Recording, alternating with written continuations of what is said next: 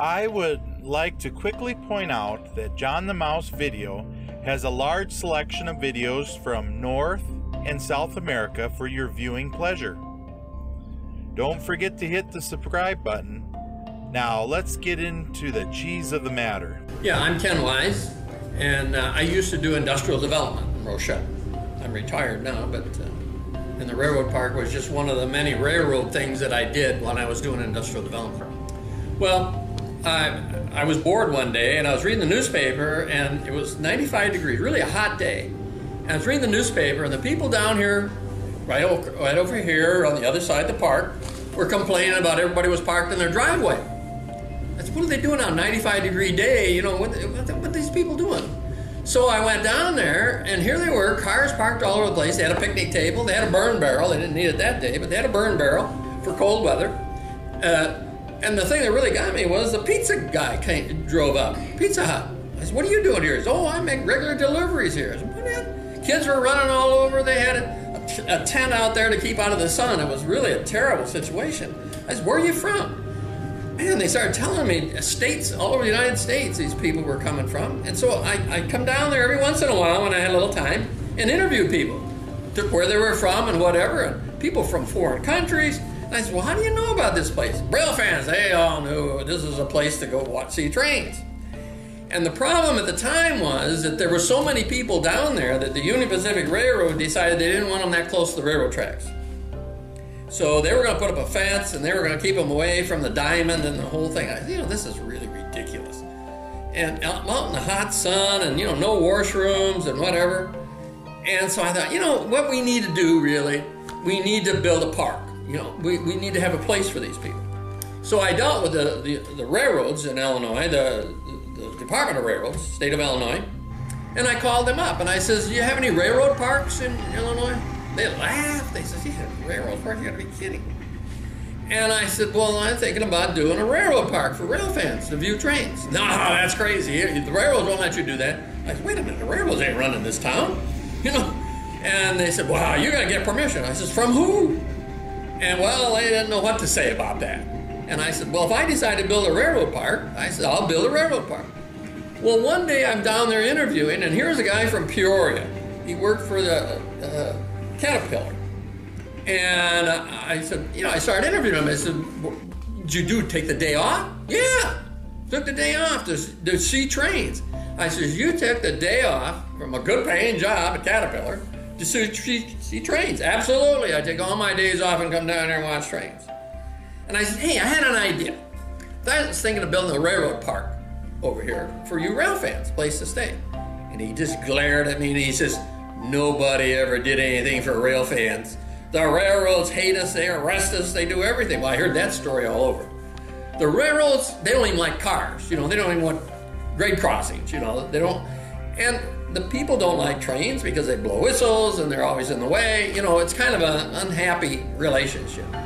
But I was dealing with the railroads. I built a city railroad here in town. So I was used to dealing with the railroads, and they're an obnoxious bunch, really. So then you just got to treat them that way. So did I ask their permission? No. I didn't even ask the city council's permission, if you can believe it.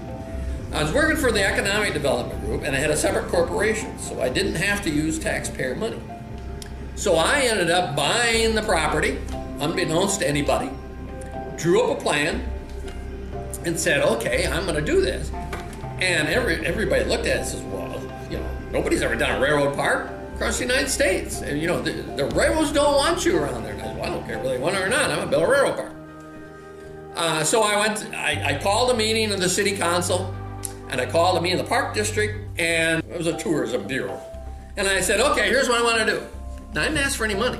I just said, I want to build a railroad park. And the park district said, well, we don't want any more grass to mow. And the Chamber of Commerce, that was the other entity, I said, well, we don't do tourism. I said, you ever hear of the Royal Gorge? I said, there's all kinds of things owned by Chambers of Commerce. Well, they weren't interested. Finally, the city manager just got up, picked up the print, and says the city will build it. Now, I didn't ask for any money. I'll work out the money. I just needed the city to say, okay, we'll do it because I already own the land. So that's how it started. And the railroads, they they were really mad at me because they wanted to know what was going on. I wouldn't tell them, you know, till it was built. That's just how obnoxious I am. But I had the list of all the people that were coming here to see this. And the other thing that's interesting is across the street is we have a generating plant. Rochelle generates its own electricity. Believe it or not, those are locomotive engines generating electricity in that plant across the street. So I thought, okay, this is what you see out there is what you get. I surveyed it twice because I used every inch of the land that now the city owned it because the city had to then take it over. And I went for state grants, put in a tourism tax. Wherever you go, you pay a tourism tax. So I put in tourism, and so I got grant money from the state, and so no local money was used to build it. So this was a house. There was two houses here.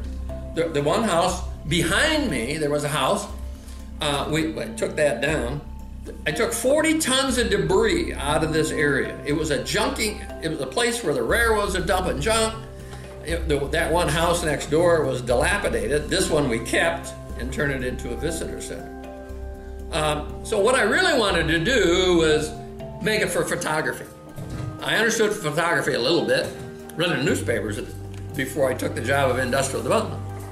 And so if you notice that there's an overlook, when you stand on the overlook, what you got to do is your eyes have to look into the engineer's eyes. That's the height. In other words, you're on his equal. And the engineer, I said, now I want a place for kids to be able to stand up and look in the engineer's eyes. So he put benches in there. The benches are, people sit on them, but they're really put there so that the kids can stand up at the same height, look in the engineer's eyes. The worst thing about photography of locomotives is that they're 18 feet high. So you're shooting up at a weird angle. And right away, it distorts your picture, really. And invariably, if you're trying to take pictures around a railroad, you're in a deep ditch, usually. You're never in a good position. Either that or you're too high. So that's why it's designed the way it is. If you want to watch trains, you can watch trains, of course, on your laptop through Trains Magazine. There's a video camera out there. People from all over the world. I got a call one night in the middle of the night. Geez, in Australia, the guy says, "Hey, your video camera's down."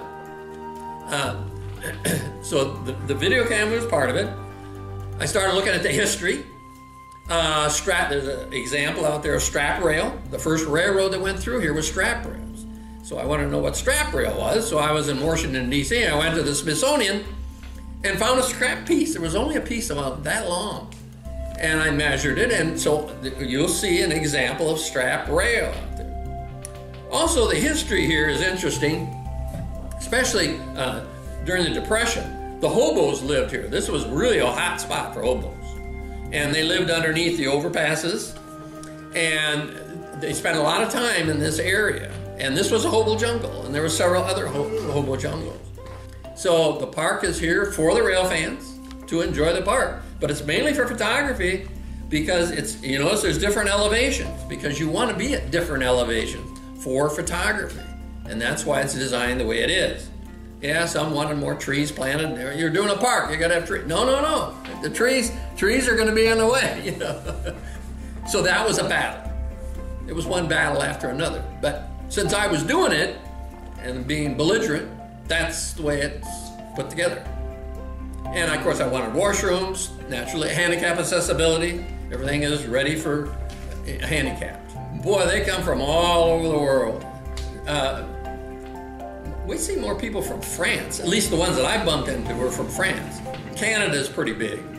The people from overseas, they're not used to such big, long trains. Trains are much shorter in Europe, so that's the thing that they're interested in. The other thing I mentioned is that the Whitcomb locomotive, this is the home of the Whitcomb. And so I got two Whitcombs here so far, one here for the kids to play on, and another one over here for people to see. So we're trying to get some history involved in the rail. But people do come from all over. I don't care where you go, any place I go in the United States, if they hear me from Rochelle, it's, oh yeah, you're at the railroad park. Boy, there's rail fans all over the place. I can't believe it. What's really great is the kids. I talk about the kids standing up. If they do this, they'll blow the whistle. and we do have an ordinance in town that they can't blow the whistle, but they can do it for the kids that are. Well, we're continually buying land. As houses around the area come available, we're trying to acquire them. Got a lot of ideas to enlarge the park. It just depends on the city council and what they want to do. The tourism board, it's kind of up to them now. I'm kind of out of it. But I have a lot of ideas, a lot of things I'd like to do. Well, that was one of the ideas, was to put up a tower there. What you could go up to the top of the tower and see the whole railroad situation in this area. But you could also see it by video cameras too, so that would work that way.